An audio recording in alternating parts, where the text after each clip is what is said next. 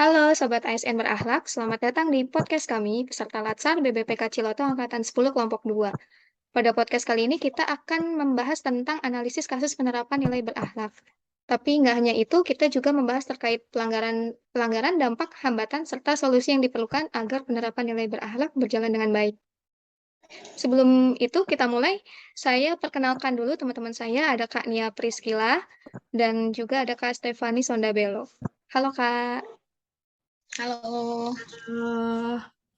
Oke, kita mulai dari Kak Stefani dulu nih. Gimana Kak nah, penerapan nilai berorientasi pelayanan dan akuntabel menurut Kak Stefani? oke baik. Terima kasih Kak Sari. Di sini saya akan mencoba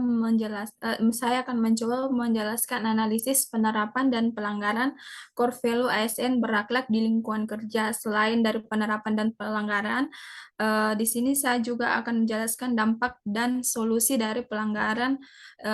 solusi dari pelanggaran yang terjadi, yaitu pada nilai yang pertama berorientasi pelayanan. Pada berorientasi pelayanan ada terdapat 3 poin. Poin yang pertama yaitu memahami dan memenuhi kebutuhan masyarakat. Pada poin ini penerapannya yaitu tersedianya customer service, di mana customer service bisa membantu memberikan informasi kepada keluarga dan kepada pasien.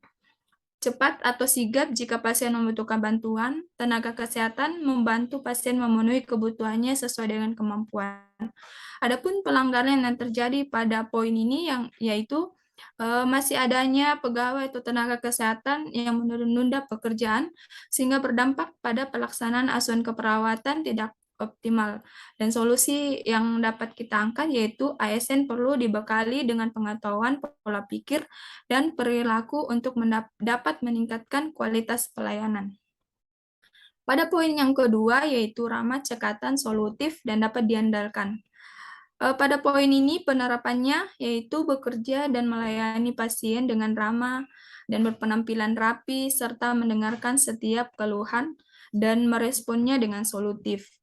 Memberikan informasi yang tepat dan jelas mengenai rencana perawatan, orientasi ruangan, fasilitas yang didapatkan pasien dan kondisi pasien sehingga pasien bisa merasa lebih nyaman dengan pelayanan yang diberikan.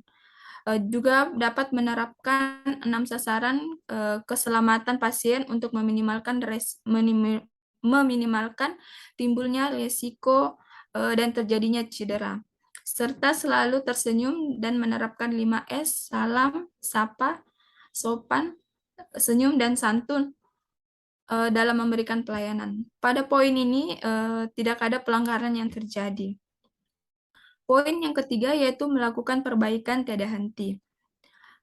Pada poin ini penerapannya bisa dilakukan seperti mengevaluasi pelayanan yang diberikan dengan adanya survei kepuasan pelanggan atau pasien dan menerima serta menyelesaikan serta menjadikan pembelajaran komplain atau keluhan yang masuk agar kedepannya tidak terjadi lagi. Dan pada poin ini juga saya tidak menemukan pelanggaran yang terjadi. Selanjutnya yaitu akuntabel. Pada poin akuntabel yang pertama ialah melakukan tugas dengan jujur, bertanggung jawab, cermat, disiplin, dan berintegritas tinggi. Pada poin ini, penerapan yang dilakukan yaitu pertama, memastikan pasien paham betul ketika kita mengedukasi pasien mengenai tindakan yang akan diberikan.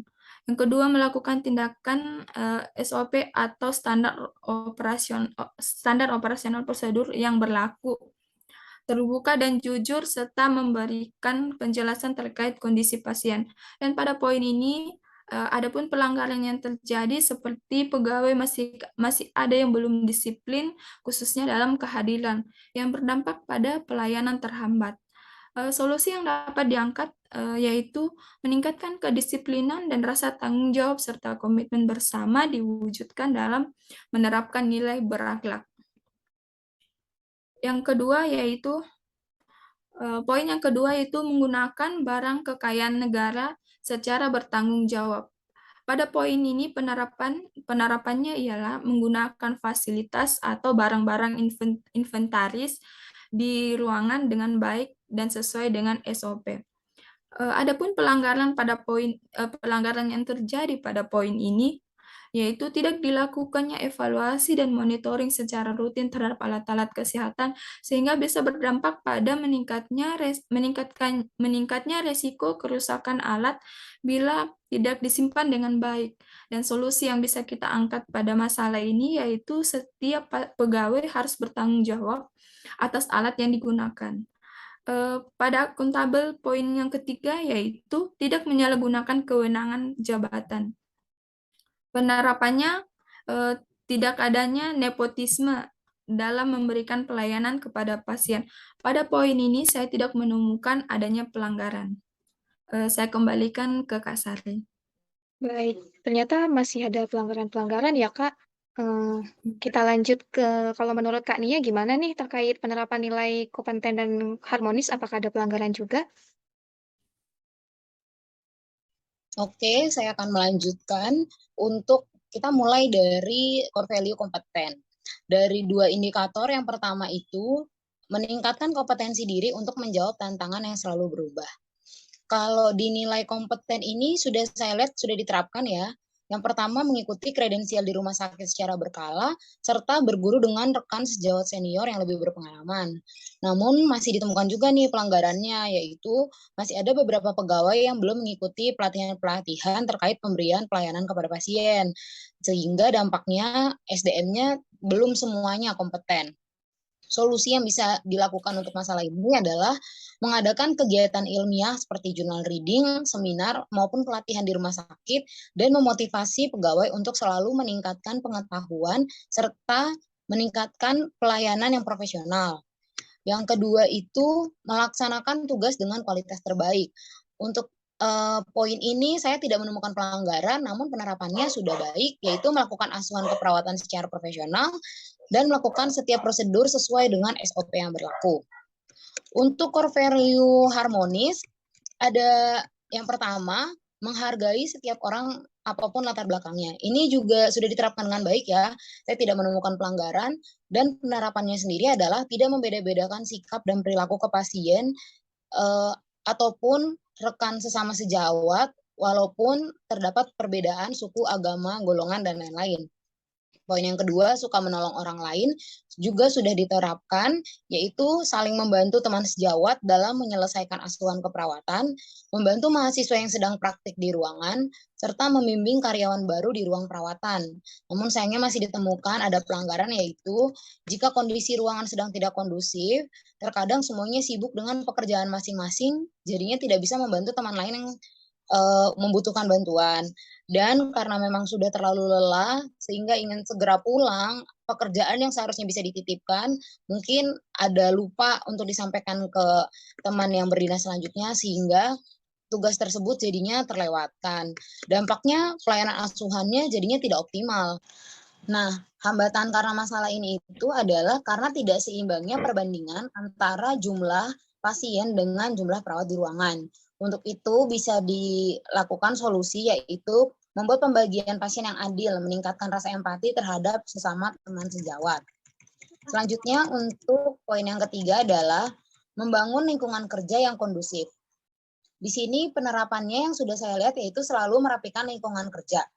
Namun masih tetap ada pelanggarannya yaitu masih ada beberapa teman sejawat yang tidak merapikan alat kesehatan yang digunakan karena saat itu keadaan ruangan sedang tidak kondusif. Dampaknya jadinya ruangannya terlihat berantakan.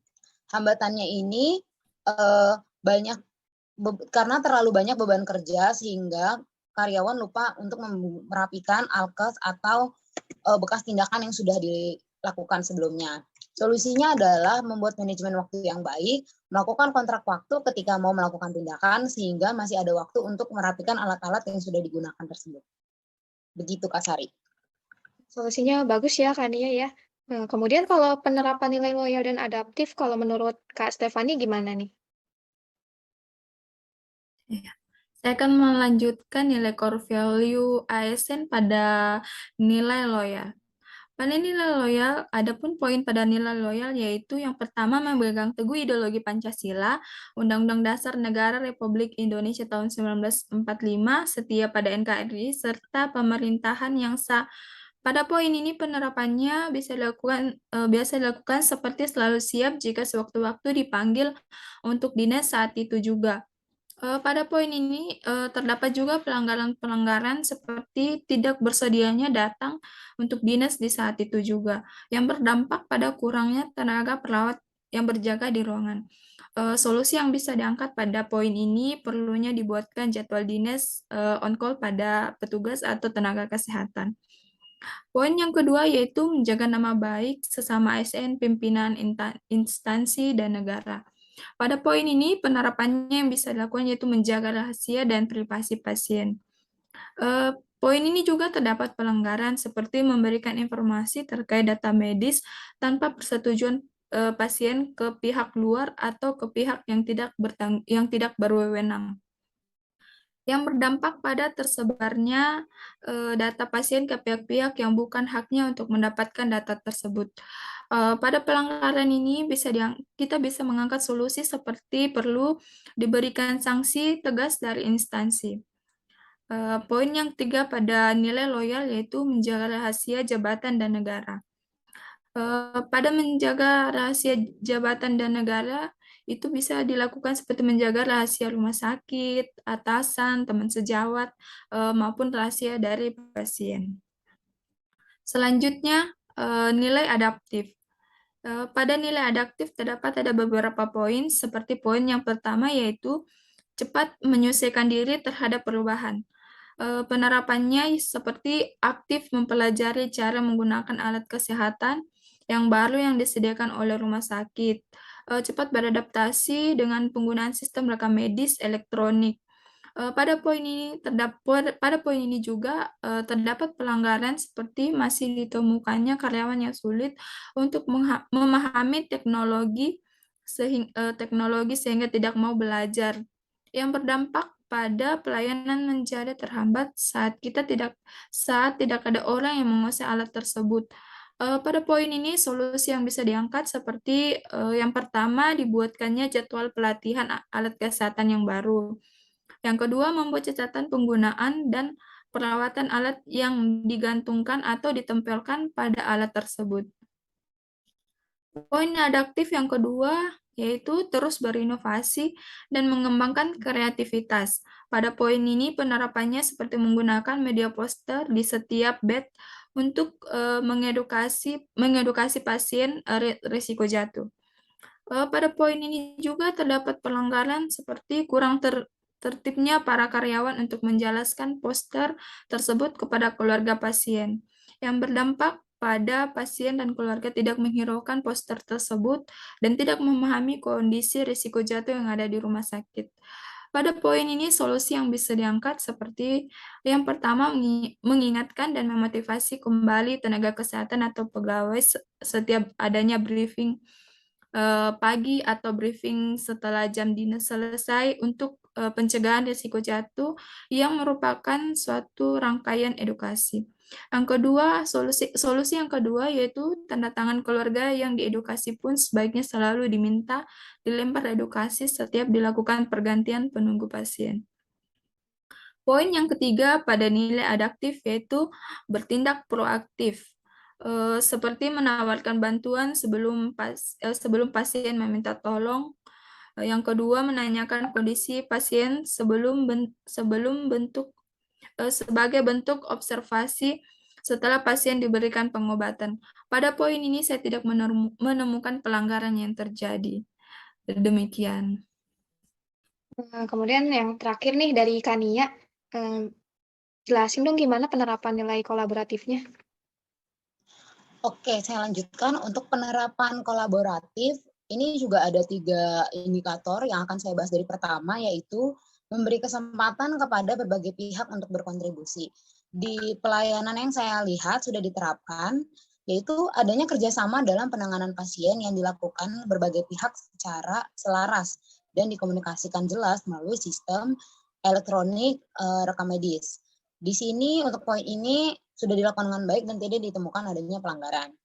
Untuk indikator kedua, terbuka dalam bekerja sama untuk menghasilkan nilai tambah. Sudah diterapkan dengan yang pertama, memberikan kesempatan untuk semua pihak dalam memberikan masukan dan inovasi untuk kemajuan pelayanan. Dan yang kedua, para dokter juga tidak sungkan untuk berdiskusi dengan perawat dalam menangani pasien terkait pelayanan yang akan dan telah diberikan. Untuk poin ini saya juga sudah melihat bahwa dilaksanakan dengan baik dan tidak ditemukan adanya pelanggaran. Dan yang terakhir, menggerakkan pemanfaatan berbagai sumber daya untuk tujuan bersama. Penerapan yang sudah dilakukan yang pertama, memanfaatkan teknologi dalam pencarian sistem perawatan terbaru sebagai pembaharuan ilmu pengetahuan. Selain itu juga dilakukan siang klinik secara bergantian oleh setiap perawat sesuai jadwal yang telah disepakati. Namun sayangnya masih ditemukan adanya pelanggaran untuk poin ini, yaitu dikarenakan situasi ruang perawatan yang repot dan tidak dapat diprediksi, sehingga terkadang siang klinik itu tidak dapat dilakukan sesuai jadwal ataupun pematerinya tidak mempersiapkan materi untuk siang klinik dengan maksimal. Dampaknya ini menyebabkan tujuan siang kliniknya menjadi tidak tercapai. Solusinya adalah menggalakkan kembali kegiatan siang klinik dan mengingatkan kembali untuk kesiapan pemateri serta memastikan kehadiran audiens minimal 1 hari sebelum kegiatan dilaksanakan. Kalau menurut saya begitu, Kak Sari. Oke, bagus-bagus dan inovatif sekali ya solusi dari Kak Stefani dan Kak Nia ini. Jadi kesimpulannya yang bisa saya ambil dari podcast kali ini adalah ketika seorang ASN melanggar nilai-nilai berakhlak, ada baiknya untuk cepat tanggap dalam mencari solusi ya, agar penerapan nilai-nilai berakhlak tersebut berjalan dengan baik dan sebagaimana mestinya. Kemudian sehingga tidak terjadi menimbulkan masalah yang lebih besar lagi ya, begitu ya Kak Nia dan Kak Stefani. Jadi Iya. sekian podcast dari kami. Terima kasih, sampai ketemu di podcast berikutnya. ASN berakhlak. Bangga Melayani bangsa.